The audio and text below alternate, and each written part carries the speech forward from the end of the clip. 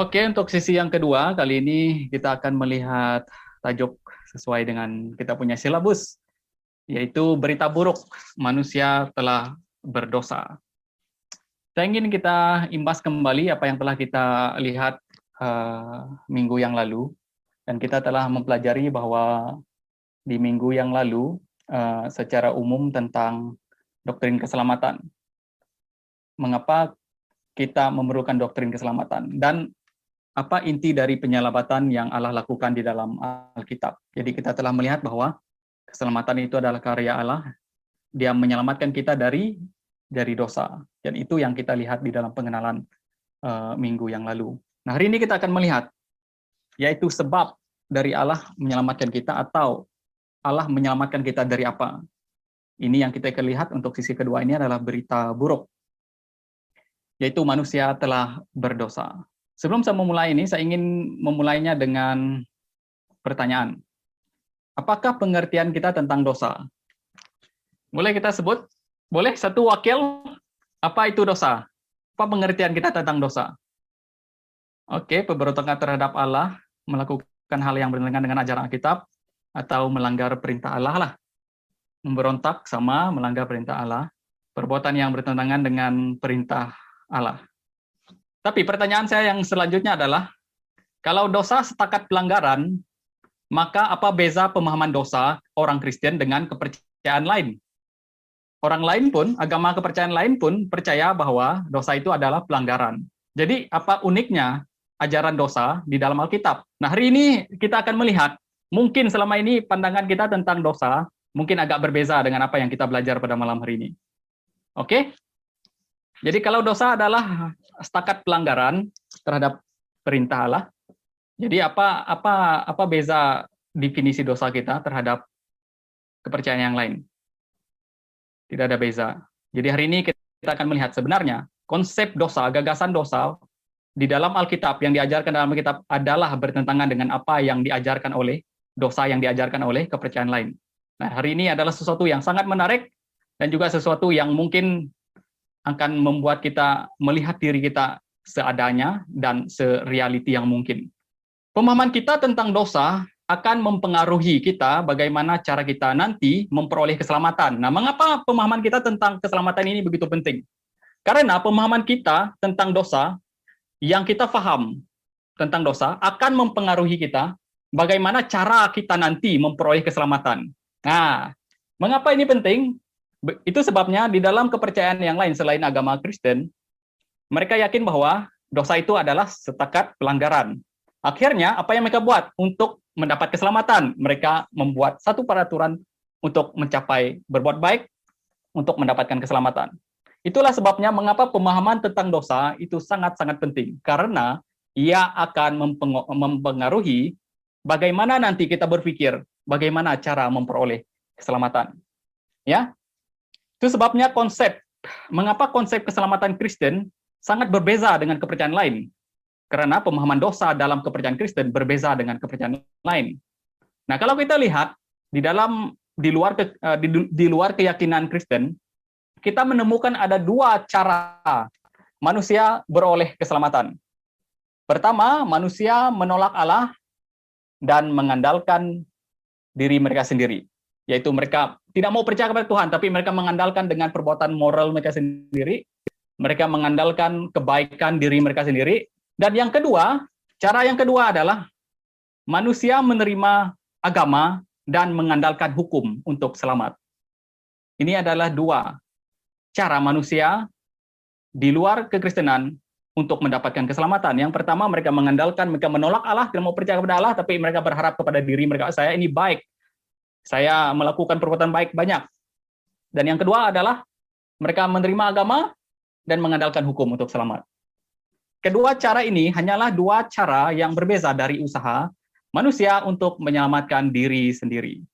Ya, namun untuk kita memahami mengapa usaha apapun dari manusia tidak mampu menyelamatkan dirinya sendiri dari dosa, adalah perlu kita memahami makna dosa dan bagaimana dosa itu telah menguasai manusia secara alkitabiah.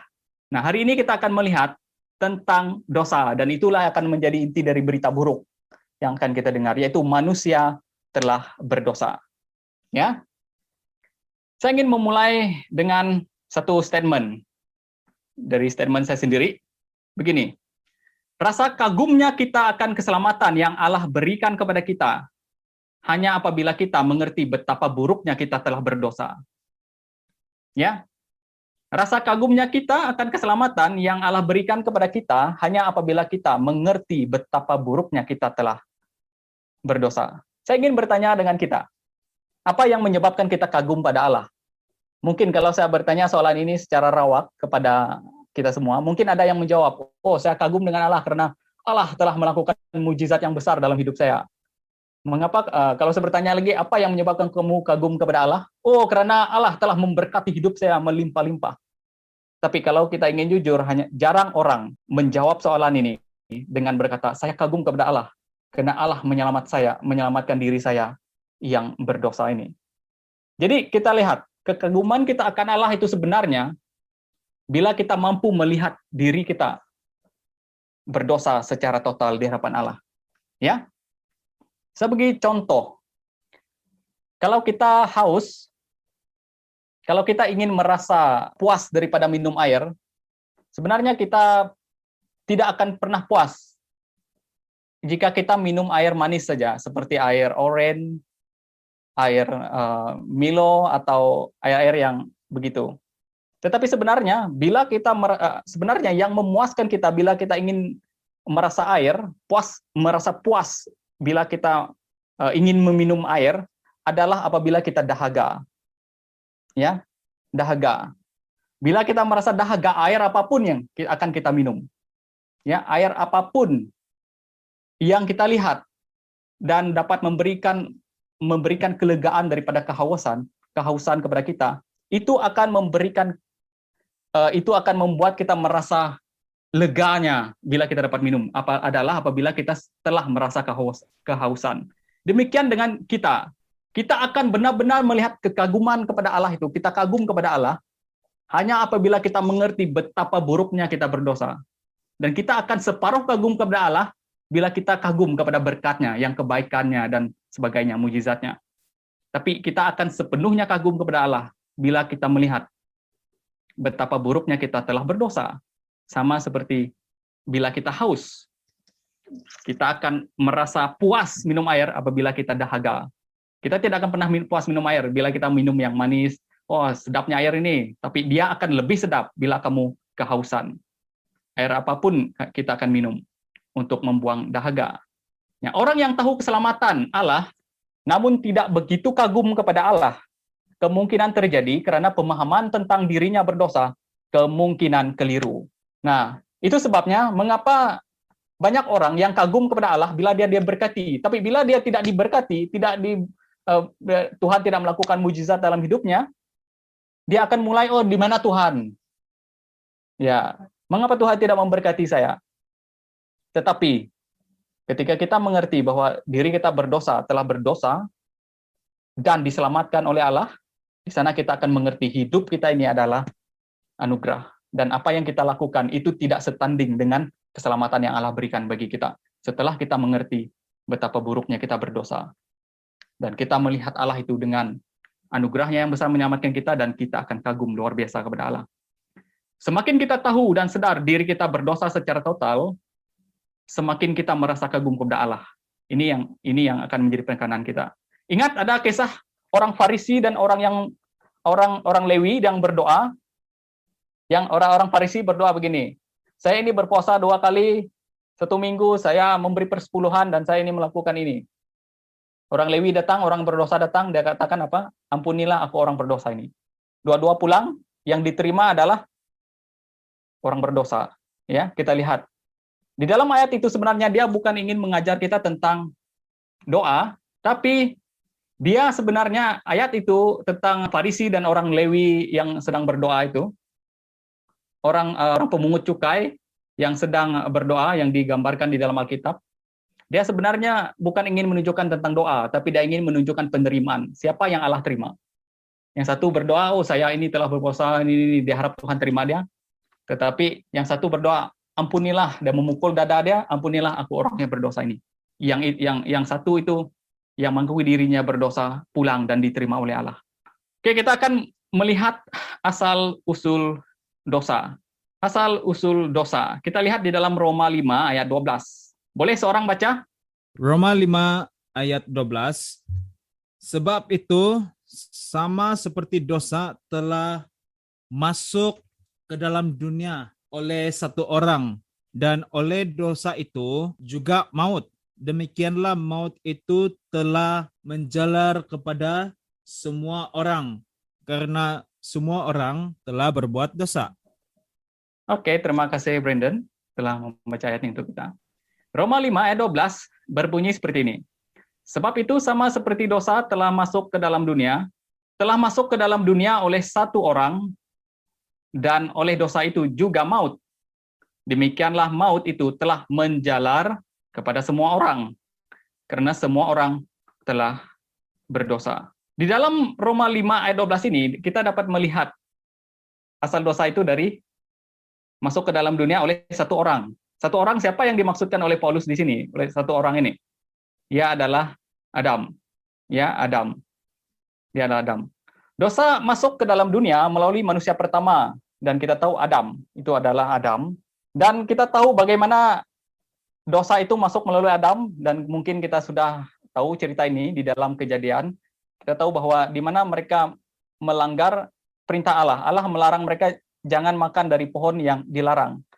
Tetapi iblis datang dan menggoda, akhirnya mereka makan daripada pohon yang dilarang. Dan dari sanalah kita lihat dari ayat ini, dosa telah masuk ke dalam dunia oleh satu orang, yaitu Adam. Jadi waktu dia telah melanggar perintah Allah di sana, jadi dosa itu telah masuk ke dalam dunia, dan oleh dosa itu juga maut, yaitu kematian. Demikianlah maut itu menjalar, kata ini menjalar kepada semua orang. Semua orang ini sudah pasti adalah keturunan daripada Adam itu sendiri. Ya, karena semua orang telah berbuat dosa. Jadi kita lihat akibatnya Adam melahirkan manusia yang telah berdosa. Adam melahirkan keturunan yang telah berdosa. Kita lihat anak dia, Kain dengan Abel. Dan kita lihat itu adalah pembunuhan yang pertama. Jadi dosa itu masuk melalui Adam, dan siapa saja yang lahir daripada Adam dan lahir dari keturunannya terus lahir sampai kita sekarang, sudah tentu ada dosa, ya. Sudah tentu dilahirkan dalam keadaan yang berdosa. Jadi kita lihat setiap orang yang dilahirkan dari manusia pastilah telah berdosa. Dari ayat ini jelas kita melihat bahwa dosa itu telah masuk ke dalam dunia oleh satu orang, Adam, lepas itu sudah menjalar kepada semua orang. Kata semua orang ini tidak terhad, termasuk kita lah sampai hari ini ya, termasuk kita pada hari ini. Nah, setiap orang yang dilahirkan dari manusia pasti telah berdosa. Tidak ada manusia yang datang ke dalam dunia ini tanpa dilahirkan. Kalau semua manusia dilahirkan itu bermaksud semua manusia telah berdosa. Ada tidak di antara kita di sini lahir tanpa dilahirkan dari ibu dia? Ya, saya rasa semua kita dilahirkan daripada ibu kita. Dan karena itu, ya kita menerima akibat daripada dosa ini. Ya, kita termasuk di dalam ini. Semua orang. Kita lihat ini. Dalam 1 Yohanes, kita lihat definisi dosa. 1 Yohanes 3 ayat 4. Sekarang kita masuk kepada definisi dosa. Ini yang dibuat oleh Yohanes, ya, definisi yang dibuat oleh Yohanes. Saya tidak mengutip definisi dari siapapun, tapi saya kutip dari sini. 1 Yohanes 3 ayat 4 berkata seperti ini, setiap orang yang berbuat dosa melanggar juga hukum Allah. Sebab dosa ialah pelanggaran hukum Allah. Jadi ini yang dilakukan oleh Adam, ya. Ini yang dilakukan oleh Adam. Jadi kita melihat boleh mengangkat definisi dosa itu seperti ini. Ialah pelanggaran terhadap hukum Allah atau melanggar perintah Allah. Inilah yang dilakukan oleh Adam, ya. Adam melanggar perintah Allah dan dosa itu terus menjalar kepada keturunannya dengan melanggar juga hukum Allah. Jadi kita lihat dosa itu menyebabkan kita melanggar perintah Allah. Ketika Adam melanggar, akhirnya dosa itu masuk dan keturunannya juga akan melakukan pelanggaran terhadap hukum Allah. Jadi definisi dosa yang diberikan oleh Yohanes adalah pelanggaran terhadap hukum Allah.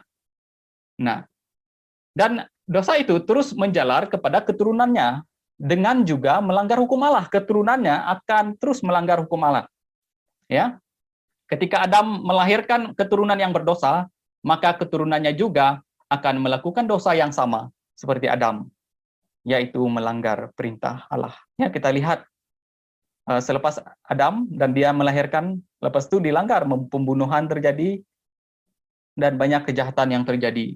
Ya, kita lihat pelanggaran terhadap hukum Allah ini adalah nampak atau dampak daripada dosa itu. Namun manusia yang sudah berdosa cenderung gagal melihat dirinya sebagai orang berdosa. Nah, ini masalah kita.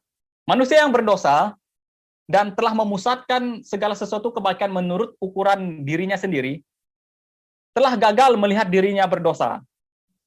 Ya. Telah gagal melihat dirinya berdosa. Ya. Karena manusia yang sudah berdosa selalu mengukur standar kebaikan itu menurut pengertian masing-masing. Ya, ini yang membuat kita gagal melihat dosa itu dalam diri kita. Karena kita cenderung melihat, oh saya ini baik, begitu. Kita selalu dilahirkan dan tanpa pengertian yang benar terhadap diri kita, dan akhirnya kita berkata, apa yang saya buat baik, itu baik menurut saya. Dan apa yang saya buat baik, belum tentu baik menurut orang lain. Kadang-kadang itulah sebabnya, mengapa apa yang kita buat boleh menyakitkan orang lain. Karena menurut orang lain, apa yang kita buat adalah salah. Dan menurut kita itu betul. Kalaupun kita mencuri, oh kita anggap itu adalah sesuatu yang betul menurut kita. Tapi itu adalah benda yang tidak baik menurut orang lain. Jadi apa yang baik menurut saya belum tentu baik menurut orang lain. Jadi orang gagal melihat dirinya berdosa karena mengukur standar kebaikan itu menurut pengertian masing-masing.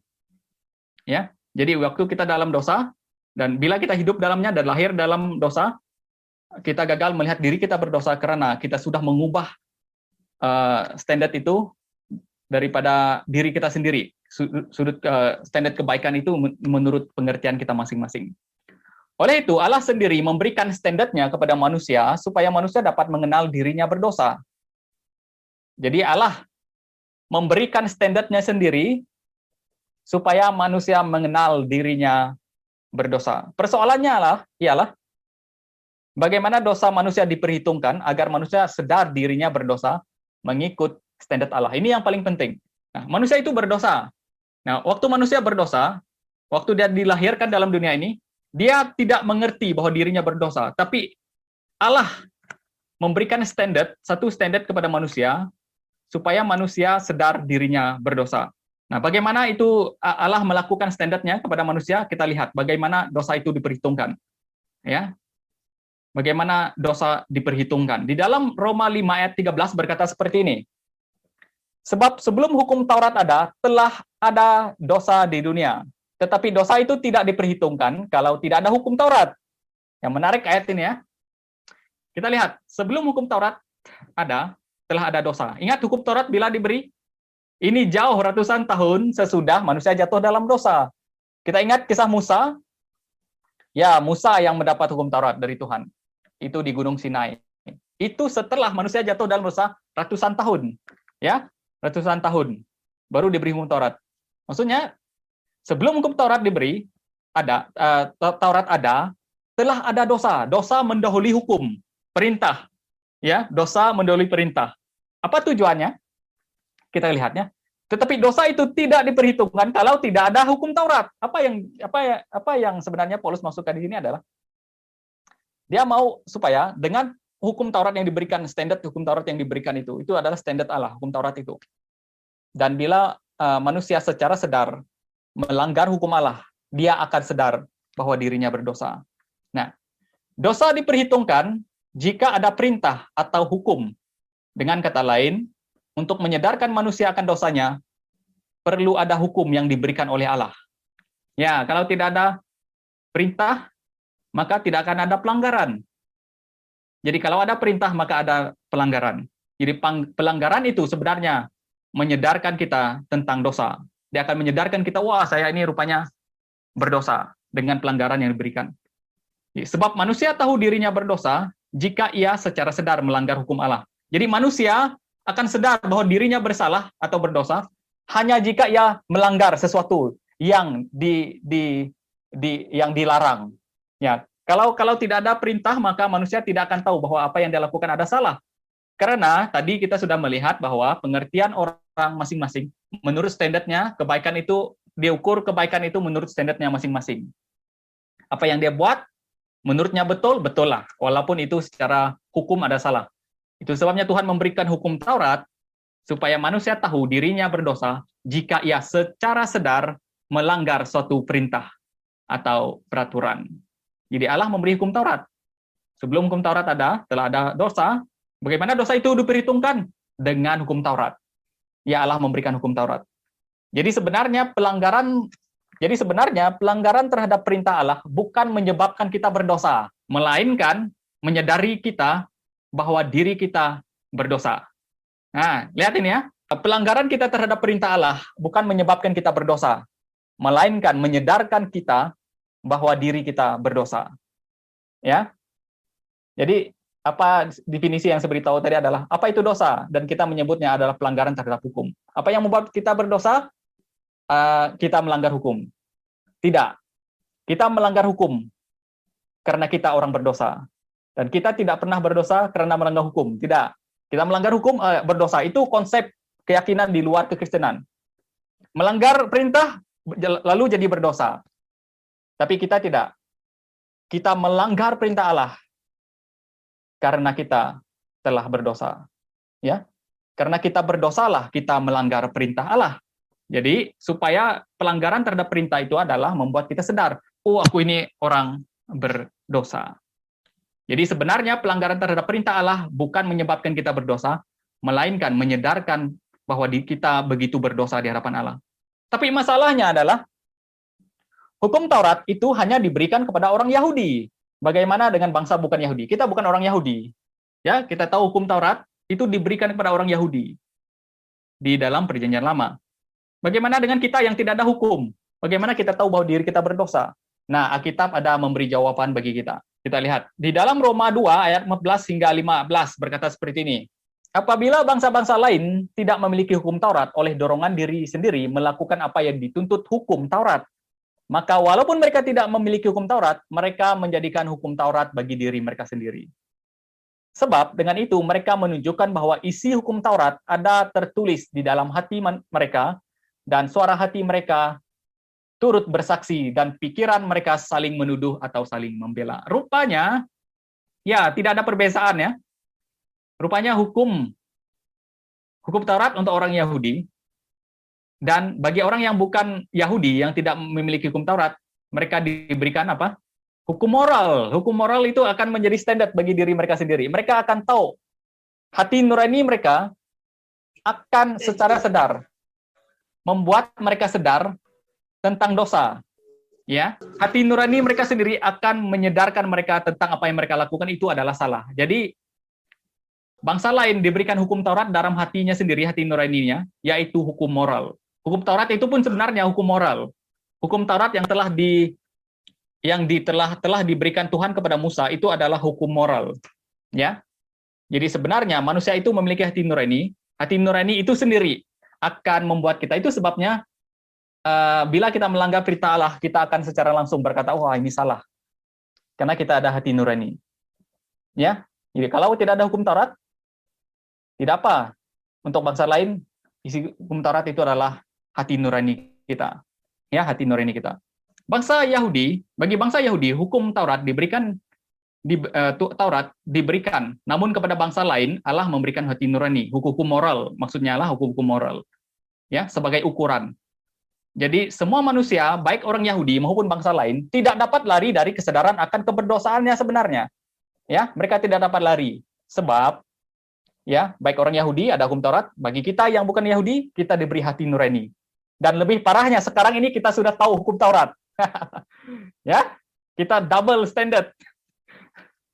Kita sudah diberi hukum Taurat, dan kita juga diberi hati nurani. Sebenarnya hukum Taurat yang Tuhan berikan, yaitu 10 perintah Allah itu adalah hukum moral.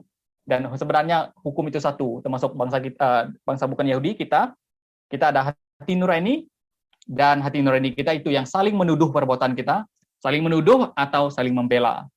Ya, bila kita melakukan satu pelanggaran terhadap perintah Allah. Jadi, semua manusia, baik orang Yahudi maupun bangsa lain, tidak dapat lari dari kesadaran akan keberdosaannya.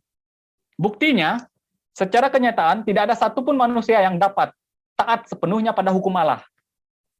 Ya, bukti dari manusia telah berdosa dan memiliki dosa dalam dirinya, itu terlihat dari realiti kehidupan kita, tidak ada satupun manusia yang dapat taat kepada hukum Allah. Yang paling parah, manusia tidak hanya tidak taat, bahkan melanggar dan terus melanggar perintah Allah.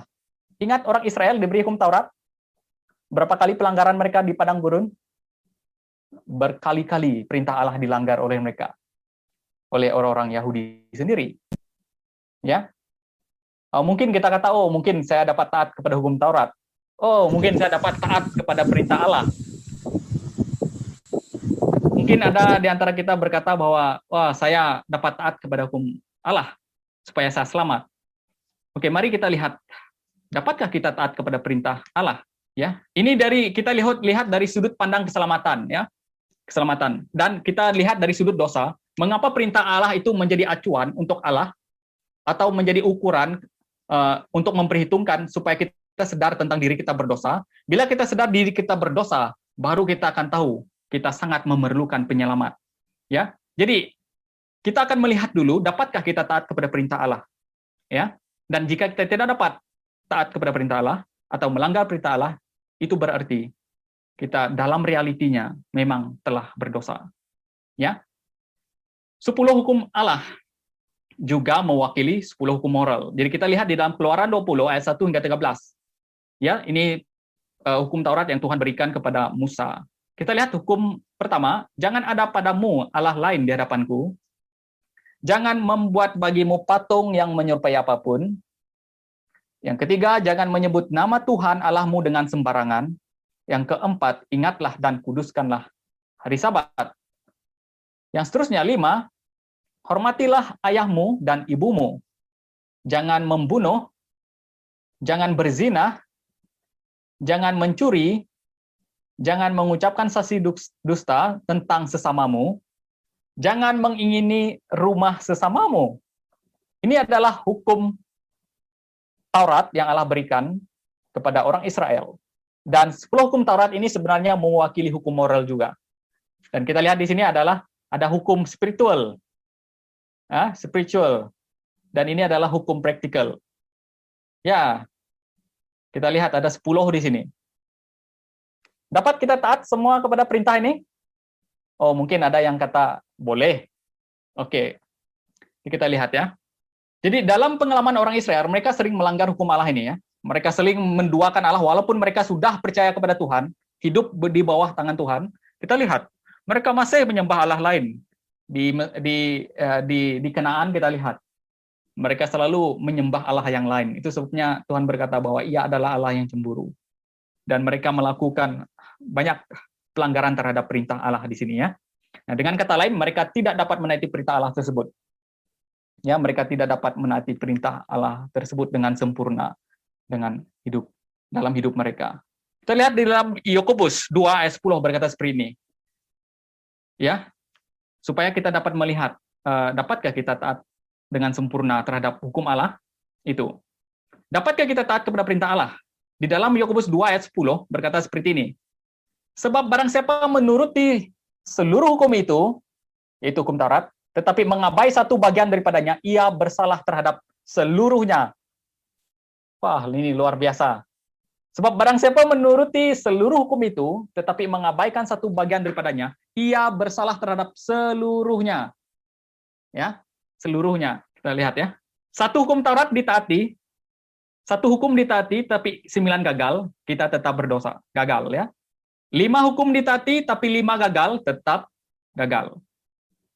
9 hukum ditaati, tapi 1 gagal. Oh, 9 sudah saya dapat lakukan 9 hukum, tapi 1 saja gagal. Macam mana? Tetap gagal. Karena 1 pelanggaran saja dikatakan sini, 1 bagian daripadanya pun kalau kita mengabaikan, kita bersalah seluruhnya. Ya, ini standar hukum Taurat sebenarnya. Hukum Taurat tidak diberikan, oh 1 pelanggaran ini kamu berjaya. Yang 1 ini kamu berjaya. Maksudnya kamu luluslah sebab 9/10. Tapi Yakobus mengatakan kita mengabai 1 bagian daripadanya, kita akan bersalah seluruhnya. Ya, bagaimana? Kalau kita dapat 10 hukum itu ditaati dengan sempurna, maka kita pasti tahu bahwa kita sebenarnya orang yang suci. Tapi kalau kita melanggarnya, dan kita sebenarnya tahu bahwa kita ini, oh saya ini orang berdosa. Jadi hukum Allah itu adalah menjadi acuan kepada kita supaya kita sadar diri kita ini berdosa sebenarnya. Ya, satu bagian saja diabaikan, seluruhnya tidak berguna. Sama seperti ilustrasi telur, ya, telur ada 10 biji telur dan kita masuk di dalam satu, kita mau goreng dia, dan tiba-tiba telur yang terakhir itu busuk dan tapi terlanjur sudah kita buang di dalam pinggan. Apakah kita akan buang semua telur itu atau akan memilih-milihnya? Saya rasa kita akan membuang semuanya. Atau sebagai ilustrasi yang mungkin agak menarik sedikit, air kopi kita tengah buat air kopi, tiba-tiba satu titik air najis cicak masuk dalam. Masa kita mau minum atau mau asing dah? Saya rasa tetap kita akan buang. Ya, itu sama dengan ini ya. Bagaimana konsep dosa yang di luar kekristenan mengatakan perbuatan itu ditimbang dengan perbuatan baik. Di sini dikatakan satu gagal, semuanya tidak berfungsi. Bagaimana konsep penimbangan dosa itu berjaya menyelamatkan kita? Tidak dapat. Jadi bagaimana? Dapat taat kepada perintah Allah? Kita lanjut. Oke, saya ingin bertanya dengan kita. Antara membunuh dan mencuri, mana yang berdosa? Antara orang yang membunuh dan mencuri. Contoh, ada satu orang nih mencuri. Dia ada satu nih membunuh. Mana yang berdosa? Boleh satu orang jawab? Atau tulis di komen? Dua-dua berdosa. Betul. Betul sekali, dua-dua berdosa, oke? Oke, dosa membunuh dan dosa mencuri, mana yang masuk neraka? Boleh jawab? Dua-dua. Betul. Oke, kamu kata, bukan saya yang kata. Oke, maksudnya kita setuju bahwa tidak ada dosa besar dan tidak ada dosa kecil. Ya. Maksudnya, bila saya bertanya soalan seperti itu adalah jawaban daripada hati nurani kamu. Bahwa memang kamu tahu bahwa pelanggaran apapun itu adalah dosa. Ya. Itu adalah dosa. Dan kita setuju bahwa apapun pelanggaran, besar atau kecil, adalah dosa. Ya.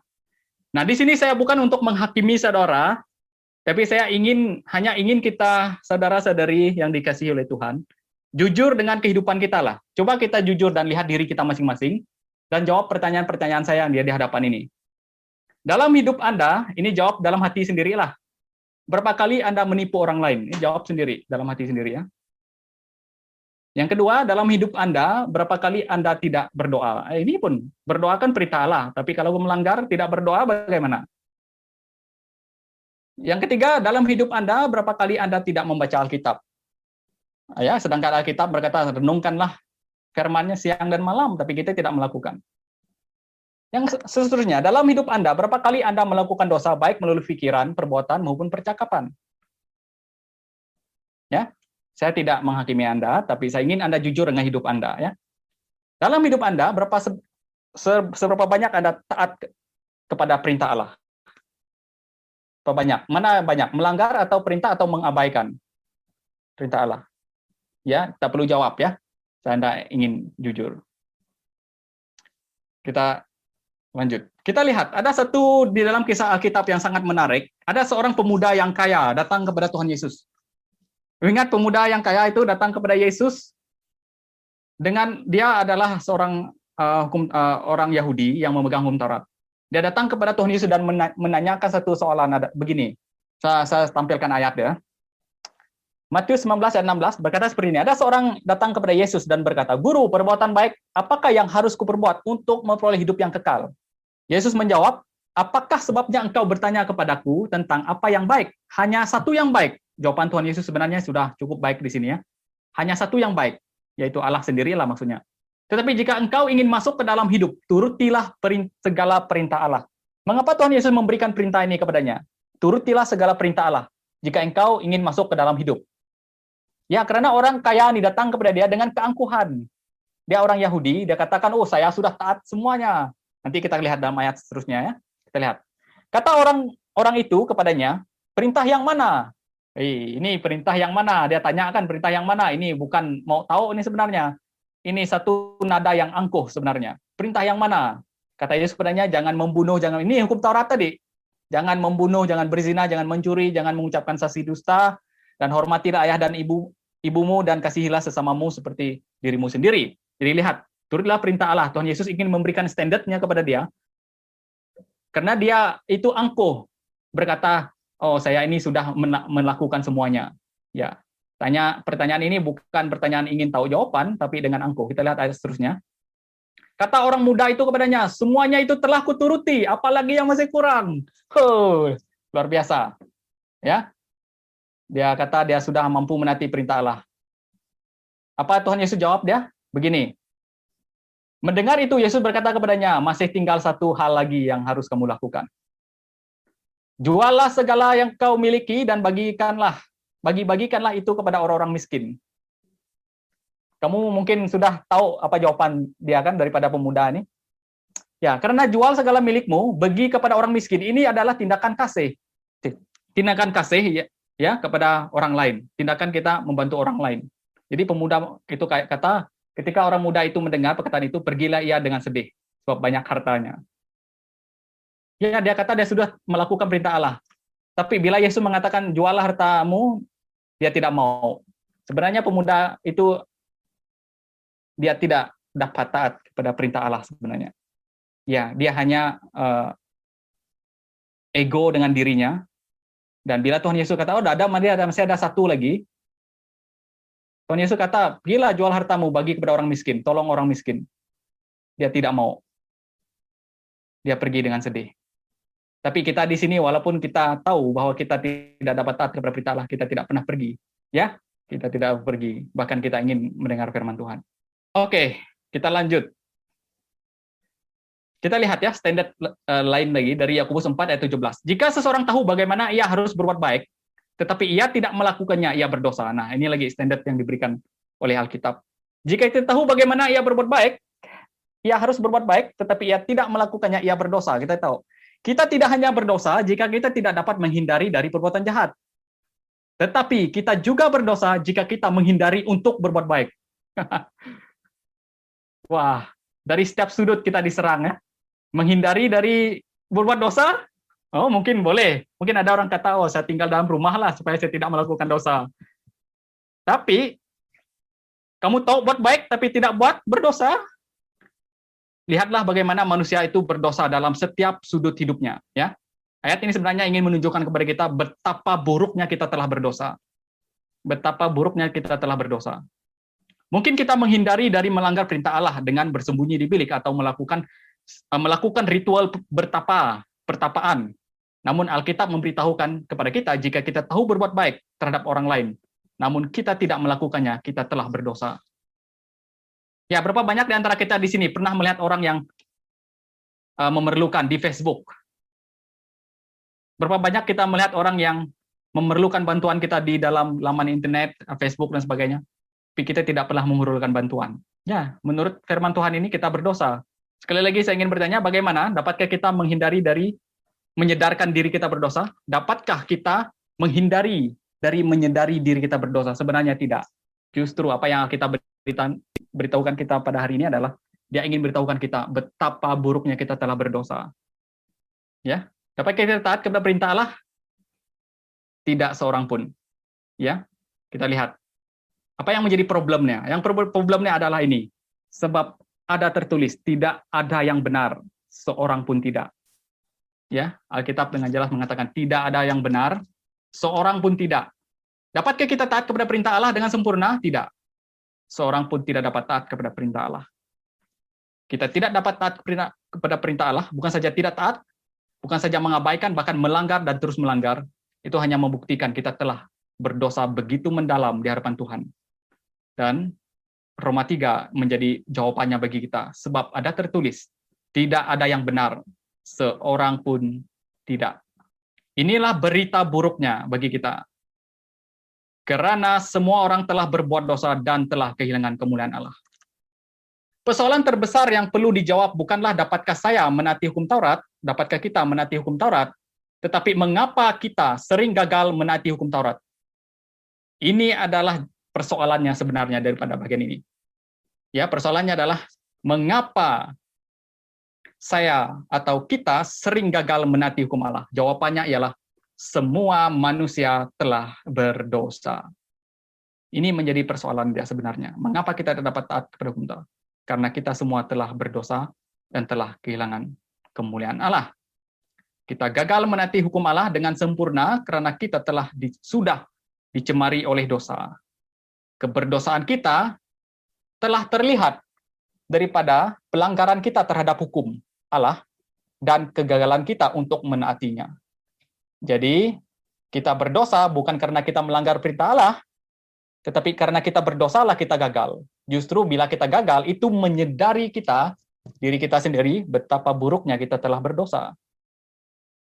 Kita telah gagal dan gagal, bukan saja gagal, tetapi melanggar dan terus melanggar hukum Allah. Alkitab sebenarnya menjelaskan kepada kita bahwa pelanggaran kita kepada hukum Taurat, terhadap hukum Taurat, tidak hanya membuktikan kita berdosa, tapi dia ingin membuka hati nurani kita untuk melihat, membuka mata rohani kita untuk melihat siapa kita di hadapan Allah sebenarnya. Ya, yaitu kita yang telah berdosa. Nah, semua pelanggaran dan dosa moral yang kita lakukan hanyalah menyadarkan kita bahwa ada bibit dosa dalam diri kita. Ya, ada benih dosa yang dari Adam itu telah diwariskan kepada kita. Kita oh, saya ini adalah orang yang berdosa. Ya, daripada kesadaran kita terhadap pelanggaran hukum Allah. Nah, akibat dari dosa itu apa? Kita lihat akibatnya. Akibatnya adalah begini. Akibat dari dosa itu adalah pikiran dan hati manusia menjadi keras. Ya, di dalam Roma 1 ayat 21 berkata seperti ini. Sebab sekalipun mereka mengenal Allah, kalau kita membaca ayat sebelumnya, mengenal Allah ini adalah mengenal dari ciptaan. Mengenal Allah dari ciptaan, daripada alam semesta ini diciptakan, pasti ada Tuhan yang menciptakan. Pas itu Paulus mengatakan, sebab sekalipun mereka mengenal Allah, mereka tidak memuliakan Dia sebagai Allah, atau mengucap syukur kepadanya, sebaliknya pikiran mereka menjadi sia-sia dan hati mereka yang bodoh menjadi gelap. Ya, kita lihat, manusia sebenarnya dapat mengenal Allah daripada alam ciptaan ini. Tapi akibat dari dosa, mereka tidak dapat mengenal Dia dengan benar. Hati, pikiran mereka telah menjadi sia-sia, hati mereka yang bodoh menjadi gelap. Jadi masalah dia, dosa itu telah, bibit dosa itu ada dalam diri kita, itu yang menjadi selubung sebenarnya untuk kita melihat Allah, memikir tentang Allah, hati kita kepada Allah. Karena pikiran dan hati kita telah menjadi keras akibat dosa itu. Ya. Nah, dosa menyebabkan manusia itu menolak Allah. Dari pikirannya dia akan menolak Allah. Walaupun dia secara sadar dapat melihat karya Allah dari dunia ini, tapi dia akan tetap menolak Allah. Dan tidak mau percaya kepada Allah, tidak akan mau percaya kepada Allah. Jadi manusia yang secara alami dilahirkan secara berdosa, tidak mau akan menerima Allah dan akan terus menolak Allah, dan tidak mau akan membuka mulutnya percaya kepada Allah. Itulah akibat buruk daripada dosa itu sebenarnya. Ya, dia akan menutup hati nurani kita, menutup mata rohani kita untuk melihat siapa Allah itu, atau untuk menerima Allah itu dalam hidupnya. Walaupun Allah menunjukkan dirinya melalui ciptaan ini, manusia tetap menolak Dia. Dosa telah menguasai hati dan pikiran manusia sehingga mati dan buta rohani. Ya, sehingga kita mati dan buta secara rohani. Dan itulah yang membuat kita, orang-orang yang berdosa, menolak Allah dan tidak mau percaya kepada Allah. Ya, walaupun kita dikatakan seperti ada soalan yang sebelum ini dikatakan, apakah kita diberi dua pilihan? Sebenarnya secara rawa memang seperti diberi pilihan. Tetapi sebenarnya waktu manusia berdosa, pilihannya adalah hanya mampu memilih untuk menolak dan terus menolak Allah. Jadi itu adalah pilihan manusia yang telah berdosa. Ya, itu adalah pilihan manusia yang telah berdosa. Dia adalah mampu memilih untuk menolak Allah saja dalam hidupnya. Akibat dosa itu sendiri, ya. Dan dosa telah menguasai hati dan pikiran manusia sehingga mati rohani dan buta rohani. Mati rohani, ya. Kita tidak mampu berhubungan dengan Allah dengan baik dan kita tidak mampu melihat keindahan Allah itu akibat dosa itu sendiri. Kita hanya mampu memilih untuk menolak Allah. Walaupun Allah menyatakan kebaikannya, menyatakan kemurahannya, menyatakan dunia ini untuk dapat dilihat, tapi manusia tetap menolak. Nah, dan di dalam Roma 2 ayat 4 hingga 5 juga berkata seperti ini. Maukah engkau menganggap sepi kekayaan kemurahannya, kesabarannya, dan kelapangan hatinya? Tidakkah engkau tahu bahwa maksud kemurahan Allah ialah menuntut engkau kepada pertobatan? Tetapi oleh kekerasan hatimu, yang tidak mau bertobat, engkau menimbunkan murka atas dirimu sendiri pada hari waktu mana murka dan hukuman Allah yang adil akan dinyatakan. Jadi, dosa itu juga membuat kita menolak segala kekayaan kemurahan Allah, kesabaran Allah. Dosa itu membuat kita menolaknya. Ya, pilihan kita hanya mampu menolak. Walaupun Injil itu diberitakan, ya, kalau kita sudah dikuasai oleh dosa, pilihan kita hanya mampu untuk menolak. Ya, hanya mampu untuk menolak. Dosa itu menyebabkan manusia tidak mampu melihat keindahan Allah itu. Ya, tidak mampu melihat kesempatan pertobatan yang Allah berikan. Karena hati kita sudah dikuasai oleh dosa dengan begitu keras. Nah, begitu teruknya manusia dikuasai oleh dosa, sehingga mengeraskan hatinya dan menolak Allah dalam bentuk apapun. Akibat dari dosa, manusia tidak dapat menyelamatkan diri sendiri. Nah, ini yang sudah kita lihat ya. Manusia tidak dapat, perbuatan baik tidak menyelamatkan. Ya, manusia tidak dapat menyelamatkan dirinya sendiri, pertama dengan perbuatan baik. Dalam Yesaya 64 ayat 6 berkata seperti ini, demikianlah kami sekalian seperti seorang najis, dan segala kesalehan kami seperti kain kotor. Tengok, ya, kebaikan pun dilihat oleh Allah seperti kain kotor. Bagaimana perbuatan baik dapat menyelamatkan? Lagipun sebelum ini kita lihat perbuatan baik apa yang baik yang tidak dicemari oleh dosa. Satu perbuatan baik dicemari oleh satu perbuatan dosa pun semuanya berdosa. Bagaimana perbuatan baik boleh menyelamatkan? Kalau kita telah berdosa, maka apapun perbuatan baik manusia akan tetap dipandang berdosa oleh Allah. Lihat ini ya, kalau kita manusia sudah berdosa, apapun perbuatan dari manusia itu dipandang berdosa oleh Allah. Karena satu pelanggaran atau satu perbuatan dosa menyebabkan semua perbuatan baik yang lainnya berdosa. Itu yang sudah kita lihat sebelumnya. Nah, Alkitab menjelaskan bahwa tanpa iman tidak seorang pun yang dapat berkenan kepada Allah. Ibrani 11 ayat 6. Boleh seorang baca? Boleh volunteer baca Ibrani 11 ayat 6e. Ibrani 11 ayat 6, tetapi tanpa iman mustahil didapati keredaannya. Sesiapa yang datang kepada Allah mestilah beriman bahwa Allah wujud dan Dia memberikan ganjaran kepada mereka yang berusaha untuk mencarinya. Oke. Kalau di terjemahan baru Indonesia berkata seperti ini. Tanpa iman tidak ada seorang pun dapat berkenan kepada Allah. Itu terjemahan di dalam terjemahan baru. Ya, kita lihat ya, kesalehan dan perbuatan baik memang tidak mendapat menyelamatkan. Karena tanpa iman tidak ada satu orang pun dapat berkenan kepada Allah. Ya, dan dikatakan dikukuhkan lagi oleh Roma 14 ayat 23. Boleh Preston baca?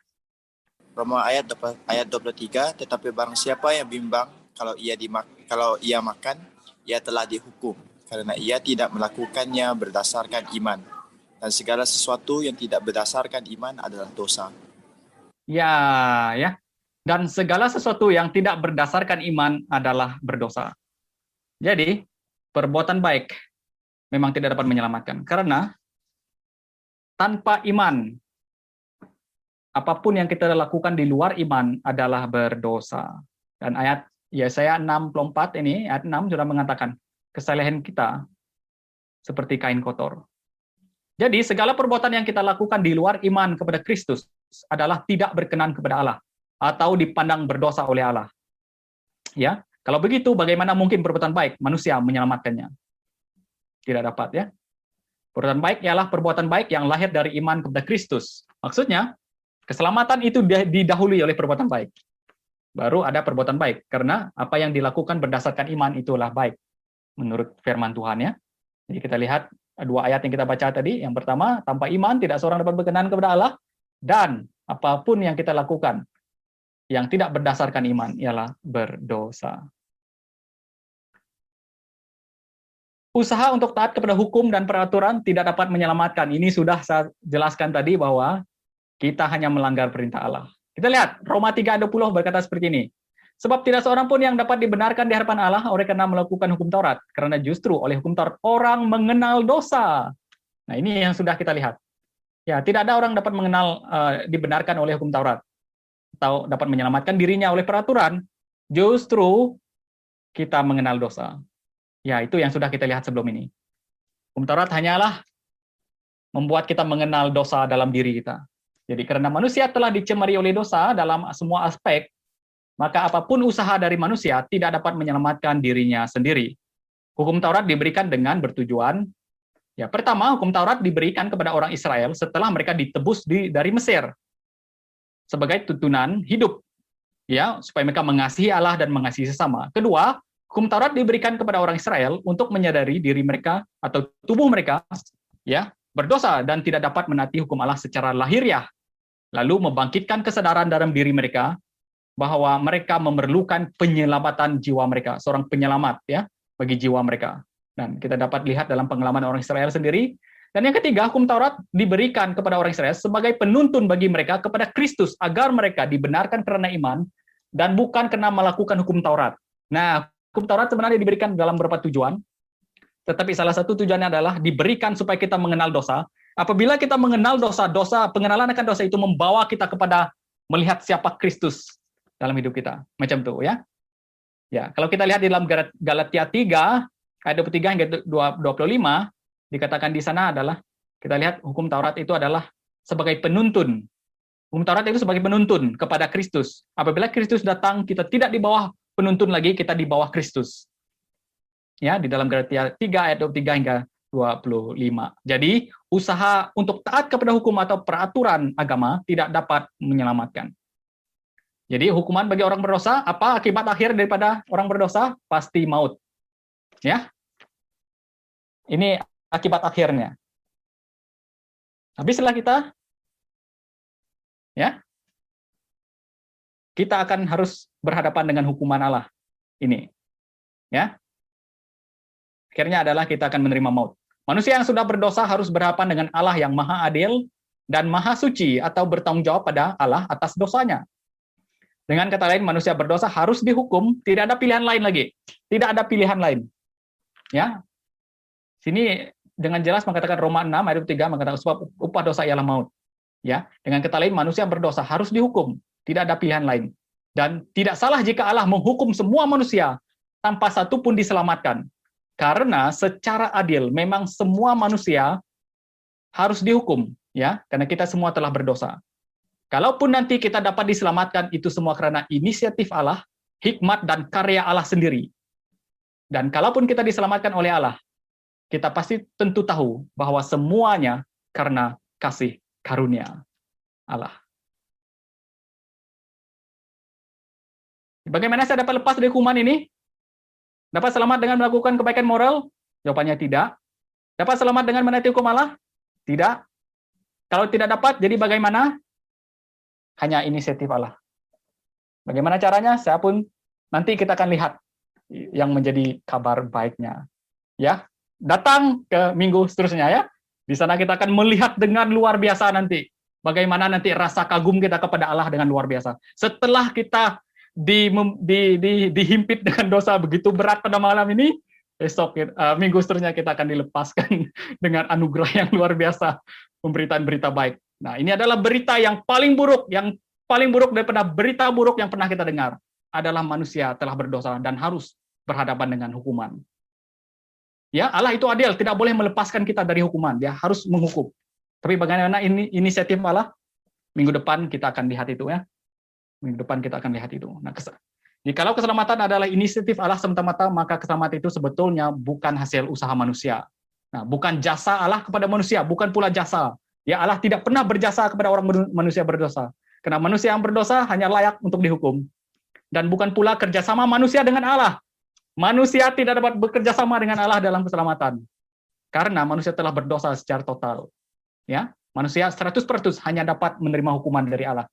Itu sebabnya kekaguman kita kepada Allah, selepas kita sadar bahwa diri kita yang berdosa secara radikal, pada hakikatnya, pada akhirnya akan memberi kemuliaan yang radikal kepada Allah di dalam Yesus Kristus.